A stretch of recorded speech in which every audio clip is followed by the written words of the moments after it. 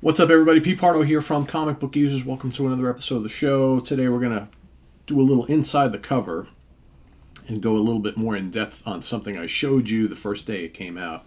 And today we're going to kind of talk a little bit more about it. This is Bruce Dickinson's The Mandrake Project, right? So I gave you a little glimpse into this, about a month or so ago, but with the release of the new Bruce Dickinson solo album, for those of you who are not heavy metal fans, you might be wondering who the hell is Bruce Dickinson. Well, he's the lead singer of Iron Maiden. He's got a brand new solo album out called The Mandrake Project, and alongside it, he's going to have a series of graphic novels or comics, right, that really go in depth into the storyline here. So this is Chapter 1, the first issue, Bruce Dickinson's The Mandrake Project, and again, story by Bruce Dickinson, script by Tony Lee, art by Staz Johnson, lettering by Troy Peteri, cover art Bill Sienkiewicz, and colors by Gabo, associate editor Jasmine Saravia, editor Rance Hosley. And this is available from Z2 Cool Comics, right? So basically, just read this in full. It's a little confusing to start with, but I think by the end of the issue it starts to make a little bit of sense.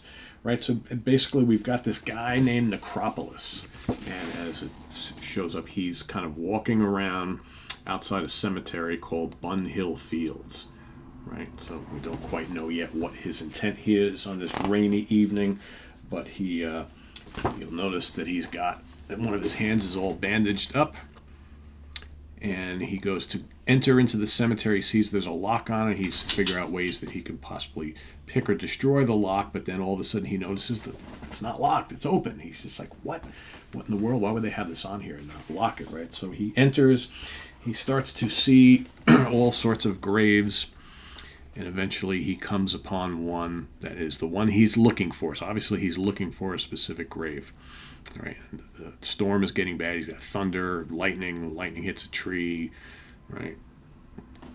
Starts up a little fire, he goes and grabs one of the branches, and he goes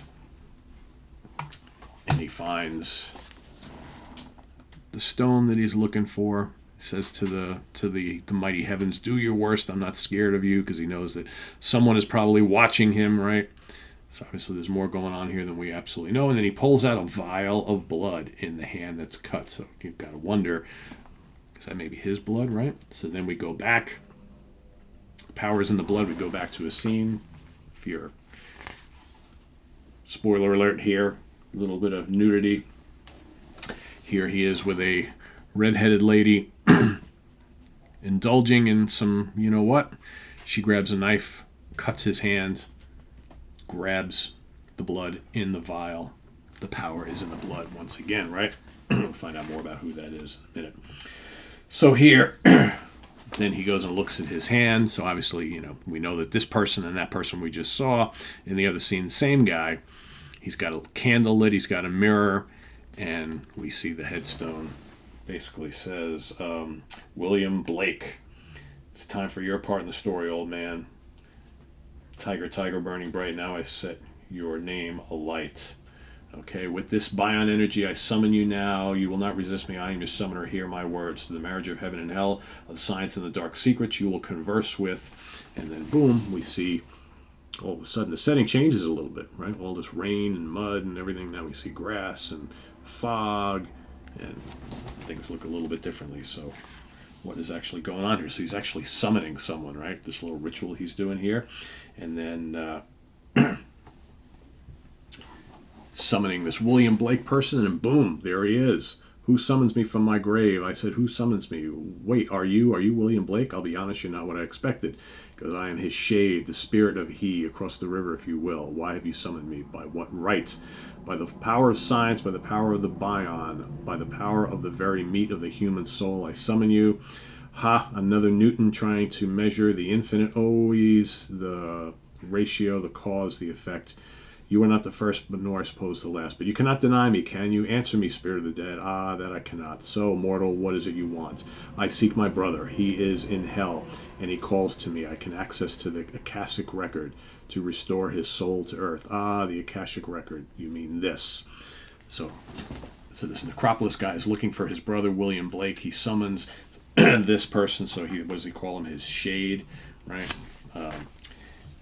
Get a load of this splash page by Stas Johnson. Look at that. So here's the Akashic record, all this stuff that's behind him. And Necropolis is like, oh my God, I wasn't expecting this. And then he looks at his hands, and he's got eyeballs on his hands. It's like, uh-oh, that can't be good, right? So now,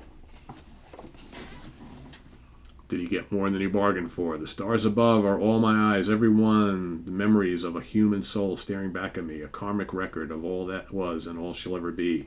So mortal, any last request, or as you stare upon the record? Yes, my brother, he calls to me. Like this, I suppose. Save me from my grave, save me now. Yes, that's exactly what he says. His voice is gone, as is the protection you just removed. My what? My protection? Then he realizes that something is not right here. Behold the gates of your hell. Pulling the hood back won't save you. All your warnings are now dust in the wind. The wind that I control, the wind that will end you. It's like, this whole exercise is not turning out like he planned. And now you've got all these souls grabbing at him. You got the hounds at the gates, right? In the water. The chains. This is not good.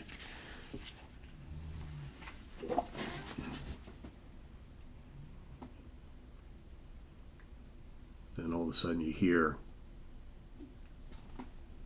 crack, crack, beat, beat, beat. Someone standing over him with, those things to rejuvenate his heart, right? And here we have that redheaded lady again. Standing over him. So this was a whole ceremony they were trying to do. So he's actually on this earth, right? This plane. Goddamn it, Necropolis, not now. So she goes to revive him. He wakes up. It's like, what did you see? What happened? And he's like, did you bring me back? I was there, Lee. I was at the gates. You were fucking dead is what you were. It's like, how much did you take? I needed to go deeper. I don't think I was done. Well, you got to be done. You were dead. We've got a press conference to go to. He's like, what, a press conference? So he goes to get ready. And then his brother grabs him through the mirror, shoves his face into the water in the sink, right, as he's getting ready. And all of a sudden he pops back into that plane of existence again, right? The chains are grabbing at him. He pulls out of it. He's like, and she's like, come on, will you get ready? What's going on? He's like, something is definitely not right here. So they're driving to the press conference. And he's in the car all sorts of sick and hungover, although he hasn't been drinking, right? But from the whole experience, she asked him about this little amulet he was wearing. It's like, it's just an ID thing. There's nothing crazy about it, but something tells me that there's more to it than meets the eye. They arrive at the Lazarus Institute of Psychobiology. Right, so here is where the press conference is at. You got all these people from the media waiting online.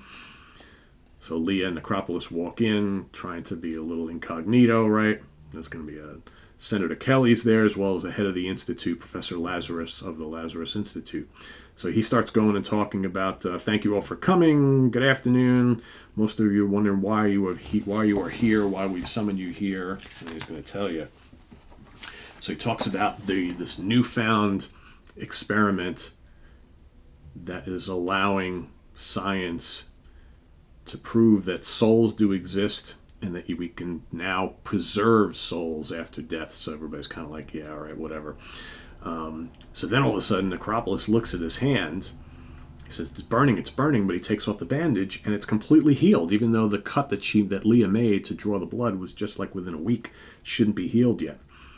So meanwhile, this professor is still going on and on and on. And then so as Necropolis looks at his hand, now all of a sudden he starts to see the eyes start to form on his hands, and he's freaking out. But of course, Leah can't see them, right? Only he can see them.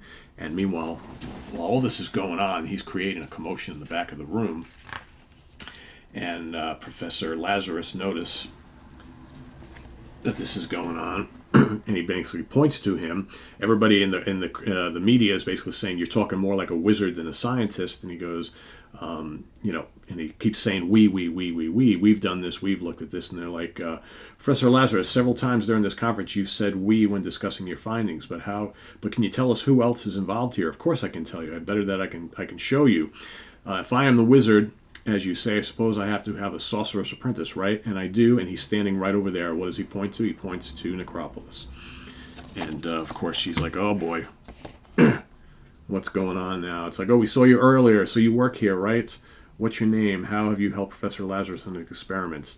And then, of course, the senator turns around. He goes, plays the game, you fucking freak. Don't screw this up. He goes, me? My name is Necropolis. Says to himself, don't look in the mirror. I am formed of the dead. And you might see yourself in hell. End of part 1.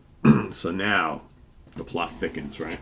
So that is the end of the first part. And of course, a little ad for the Mandrake Project album, as well as the tour dates for Bruce Dickinson. Like I said, I believe this is going to be 4 parts, maybe 5, something like that. So yeah, pretty interesting. At first kind of confusing, but then as it starts to go on, you kind of see a little bit of where this is going. And I think it should be pretty interesting. And like I said, for those who want to go check out the album, you can read the lyrics behind the songs on here, and this is going to be kind of the full-fledged storytelling of what you get on the album. So yeah, there you have it. In-depth look at the storyline and artwork of the Mandrake Project from Bruce Dickinson. And if you've read this, let us know what you think down in the comments below. And it might be something you want to go check out. But again, be prepared. There's going to be multiple chapters in this as well. So thanks for watching. Please subscribe if you haven't already and click on that notification bell so you get alerted of all of our content as it posts. And please do hit the like button before you leave. Also down below, we got the link to the Sea of Tranquility merch page where you can get yourself a Comic Book Geezers t-shirt or coffee mug. So thanks in advance for all your support there. And we'll see you soon here with more stuff on Comic Book Geezers. I am Pete Bardo. Thanks for watching. Bye-bye.